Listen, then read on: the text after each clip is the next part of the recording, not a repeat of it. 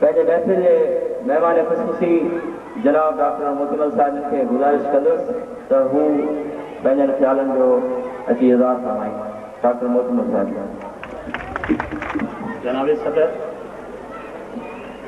जनाब उस्ताद साहब SST अब्दुल मजीद जन जो साहब,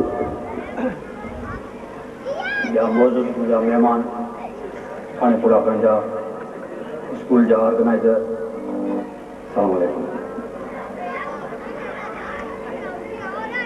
मुंहिंजो साईं,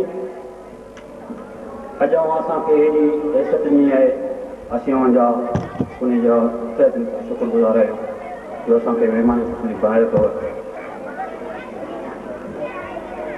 असांजो इहो फर्स्ट थो पहुचे, असीं हिन स्कूल में अॼु डॉक्टर थिया आहियूं त हिन स्कूल जी पैदावार आहियूं, तंहिं करे जेतिरो असां खां पुॼी सघे त हिन स्कूल जे शान ऐं मान ते ॻाल्हाइजे।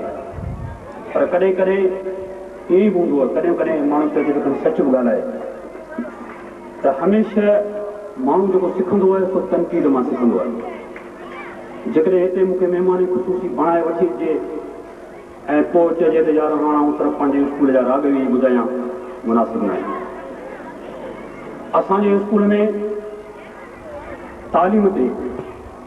तालीम जो मयार ॾिसो छाजे करे एतिरो किरी पियो आहे। उस्तादनि जो ॾोह आहे, शागिर्दनि जो ॾोह आहे, माइटनि जो ॾोह आहे, मौजूदनि जो ॾोह आहे। असां कॾहिं पाण खे उन आईने में न आहे ॾिठो।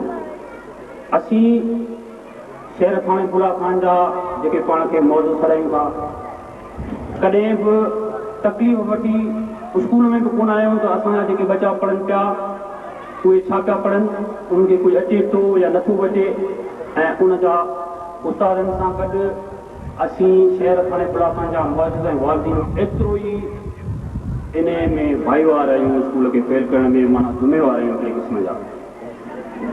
साईं मुंहिंजा तइलीम जो मयार सुधारण जे लाइ मूं सिर्फ़ु हींअर 5 मिंटनि में थोरी कचहरी कई जनाब शफ़ीक साहिब सां। उन एतिरो चयो त जी माण्हू बिल्कुलु अनकोऑपरेटिव आहिनि। असां हीउ जेको फंक्शन कयो आहे सो असां ऑर्गेनाइज़ नमूने कोन कयो आहे, न त हिन फंक्शन खे असां ऑर्गेनाइज़ नमूने करे हिते जे शेर खाने बुला खान जा मौजूद तमामु ऐं जनाब MNA साहब, जनाब मलक असद सिकंदर साहब, MP साहब, उन्हनि खे हिते घुराए उन्हनि जे कोशिशुनि सां असीं हिन हाई स्कूल खे डिग्री कॉलेज बणाए सघूं था।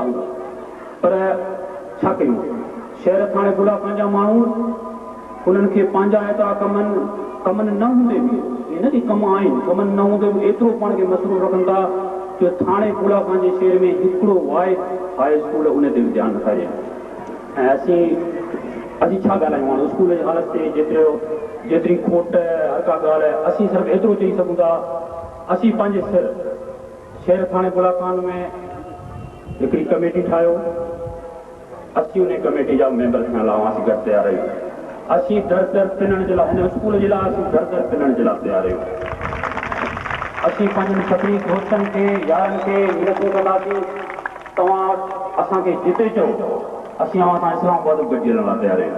छाकाणि असीं चाहियूं था, असांखे यादि आहे असांजे दौर में हिते छा तइलीम हूंदी हुई, छा उस्ताद जो मान हूंदो, छा शागिर्दनि जो मान हूंदो।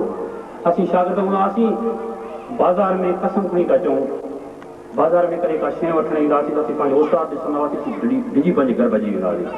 ऐं जेकॾहिं उस्ताद खे ख़बर पवंदी हुई असांजो शागिर्द बाज़ार में आयो आहे ऐं कसम सां चवंदो असांखे हिते मोचड़ा मिलंदा हुआ, उहो रिस्पेक्ट में रही आहे, उहा ॻाल्हि में रही आहे। वक़्त जी तक़ाज़ा आहे, उहो वक़्तु आहे।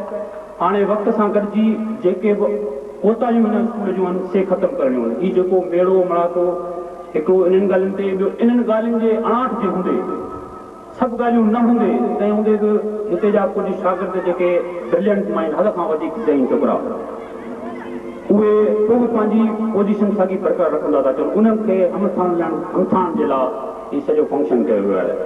जनाब अला, असीं एतिरा त वॾा माहिर न आहियूं जो क्रिटिसाइज़ कयूं, बहरहाल असीं एतिरो चवंदासीं, असीं अवां सां हर दुख में सुख में गॾु आहियूं, जिते चवंदा आहियूं असीं अवां सां गॾु आहियूं।